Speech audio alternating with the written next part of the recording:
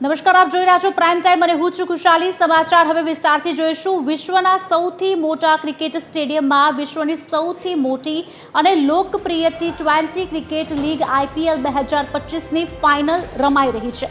અમદાવાદના નરેન્દ્ર મોદી સ્ટેડિયમમાં royal Challengers Bangalore અને પંજાબ કિંગ્સ વચ્ચે IPL 18ની ફાઇનલનો 7:30 વાગ્યે મહામુકાબલો શરૂ થયો છે। પંજાબે ટોસ જીતીને પહેલા બોલિંગ કરવાનો નિર્ણય કર્યો છે। આરસીબીની ટીમ પ્રથમ બેટિંગ કરવા માટે મેદાનમાં ઉતરી છે। બંને ટીમ પોતાના પહેલા ટાઇટલની રાહ જોઈ રહી છે। જે પણ ટીમ વિજેતા બનશે તે 17 વર્ષ બાદ પહેલીવાર IPLના ખિતાબ પર કબજો કરશે। કેપ્ટન શ્રેયસ અય્યરે ફ્રેન્ચાઇઝીને 5 વર્ષમાં અલગ અલગ 3 ટીમોને ફાઇનલમાં પહોંચાડી છે। તેણે ક્વોલિફાયર 2માં મુંબઈ સામે અન્નમ 87 રન બનાવીને પંજાબની ટીમને વિજય અપાવી અને ફાઇનલમાં પહોંચાડી ઇતિહાસ રચ્યો છે। જ્યારે પહેલીવાર કેપ્ટનશીપ કરી રહેલા રજત પાટીદારે ઘર આંગણે 8 મેચ જીતીને આરસીબીને ફાઇનલમાં પહોંચાડ્યું છે।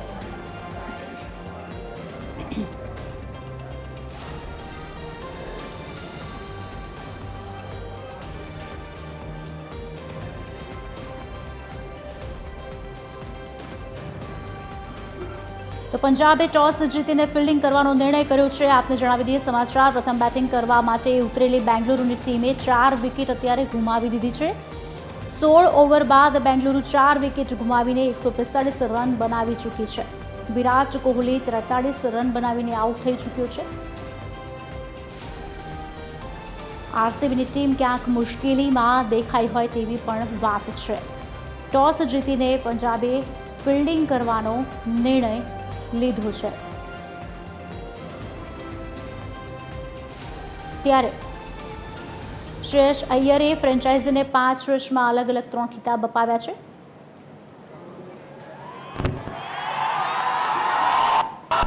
આજ અંગે વધુ વાતચીત કરવા માટે અમારા સંવાદદાતા મૌલિક ઉપાધ્યાય સ્ટેડિયમથી અમારી સાથે સીધા લાઈવ જોડાઈ ચૂક્યા છે। મૌલિક, કેવો માહોલ છે? એક તરફ જ્યારે મેચની શરૂઆત થઈ ચૂકી છે, શું વિગતો વધુ મળી રહી છે? લોકો શું કહી રહ્યા છે?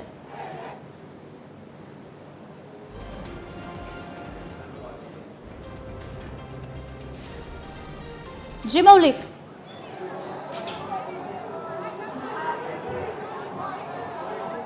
મારો અવાજ આપના સુધી પહોંચી રહ્યો છે? જી મૌલિક, આપ સ્ટેડિયમ અત્યારે સિંધુ ભવન રોડ પર એક કાફેમાં ઉપસ્થિત છું અને અહીંયા જોઈ શકાય છે કે તમામ લોકો છે તે મેચને નિહાળી રહ્યા છે। એક પ્રોજેક્ટર પર જે મેચ નિહાળવાનું આયોજન છે તે કરવામાં આવ્યું છે। મોટી સંખ્યામાં યુવાનોથી લઈને વૃદ્ધ લોકો અહીંયા આ પ્રોજેક્ટર પર મેચ નિહાળી રહ્યા લોકો સાથે વાત કરીશું। કેટલો મેચ છે? ખૂબ જ ઉત્સાહ છે। હું તો આરસીબી ની સાથે છું એટલે મને ખૂબ જ ઉત્સાહ છે। મેં તો વિરાટ કોહલીને દેખી લીધું એટલે હું તો બહુ જ હેપી।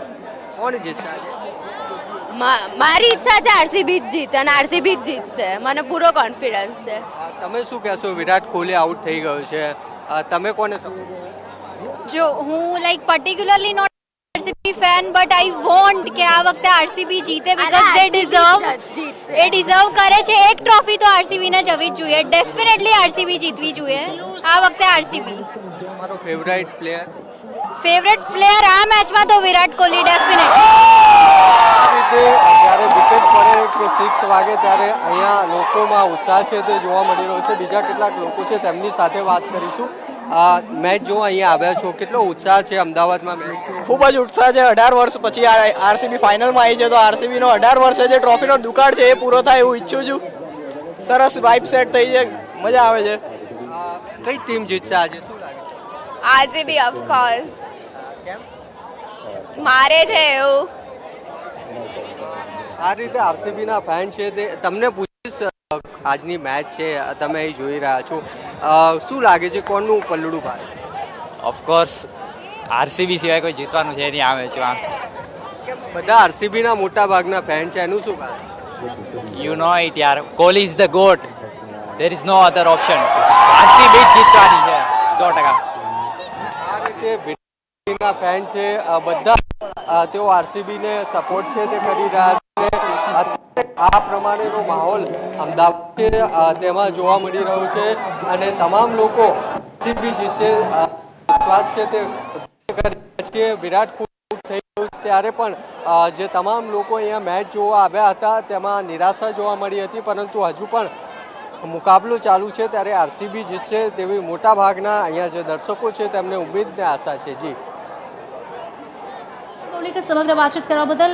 બીજી તરફ અમારી સાથે અમારા સ્પોર્ટ્સ એડિટર પ્રકાશ ડાભી પણ જોડાયેલા છે લાઈવ. તેમની સાથે સીધી વાત કરીશું. પ્રકાશ, એક તરફ જ્યારે મેચની શરૂઆત થઈ રહી છે, શું લાગી રહ્યું છે? કારણ કે તમામ લોકો જેટલાની પણ સાથે વાત થઈ રહી છે તમામ લોકો તે જ કહી રહ્યા છે કે આરસીબી ડિઝર્વ કરી રહી છે, આરસીબી જીતવું જોઈએ. આપનું શું માનવું છે?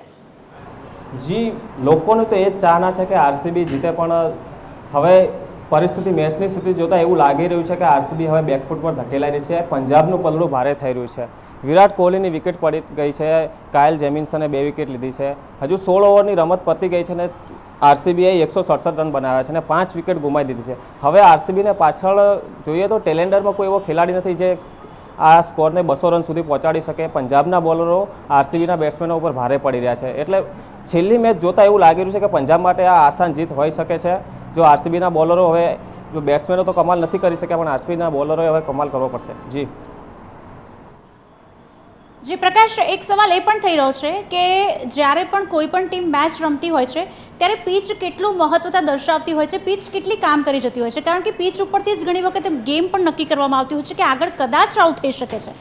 પ્રકાશ જી, હવે પીચનો તો મેચમાં જોવા જઈએ તો બહુ મોટો રોલ હોય છે. જ્યારે બેટિંગ પીચ હોય છે, બોલિંગ પીચ હોય છે, ડ્યુ આવે છે કે નથી આવતું એનો બહુ મોટો રોલ ભજવે છે. એ બેટિંગના સ્કોર ઉપર નક્કી થાય છે કે પીચ કેવી છે. આ અમદાવાદની પીચની વાત કરીએ તો એ બેટિંગ પીચ કહેવાય છે, જે બેટ્સમેનો માટે સારી ફાયદાકારક હોય છે અને જે બીજી ઇનિંગમાં બેટિંગ કરે છે એને સૌથી વધારે સપોર્ટ મળતો છે બેટિંગ પીચથી. તો આમ જોવા જઈએ તો પંજાબનું પલડું ભારે જોવા મળી રહ્યું છે. આરસીબી 17 વર્ષથી પોતાની ટ્રોફી માટે ઇંતજાર કરી છે. હજુ એક વર્ષ ઇંતજાર કરવો પડે એવું બની શકે છે. જી ચોક્કસથી આરસીબી અત્યારે મુશ્કેલીમાં દેખાઈ રહી છે, પણ જે રીતે આગળ મેચ જઈ રહી છે કશું જ કહી શકાય તેમ નથી, કારણ કે છેલ્લા બોલમાં પણ બાજી પલટાઈ શકે છે. પ્રકાશ જી, એટલે છેલ્લા બોલનો મેચ છે, ક્રિકેટ છે, અનએક્સપેક્ટેડ ગેમ કહેવાય છે. ગમે ત્યારે ગમે તેનું પલડું ભારે હોઈ શકે છે, પણ હવે આરસીબીના બેટ્સમેનો ઉપર એટલું રહ્યું નથી. હવે આરસીબીના બોલરોએ કમાલ બતાવવો પડશે અને પોતાનો સ્કોર ડિફેન્ડ કરવા માટે એડી ચોટીનું જોર લગાવવું પડશે. જી સમગ્ર વાતચીત કરવા માટે. તો એક તરફ જ્યારે પ્રથમ બેટિંગ કરવા ઉતરેલી બેંગલુરુ ટીમે વિકેટ ગુમાવી છે. 16 ઓવર બાદ બેંગલુરુ 4 વિકેટે 145 રનથી આગળ વધી ચૂકી છે. વિરાટ કોહલી 43 રન બનાવીને આઉટ થઈ ચૂક્યો છે.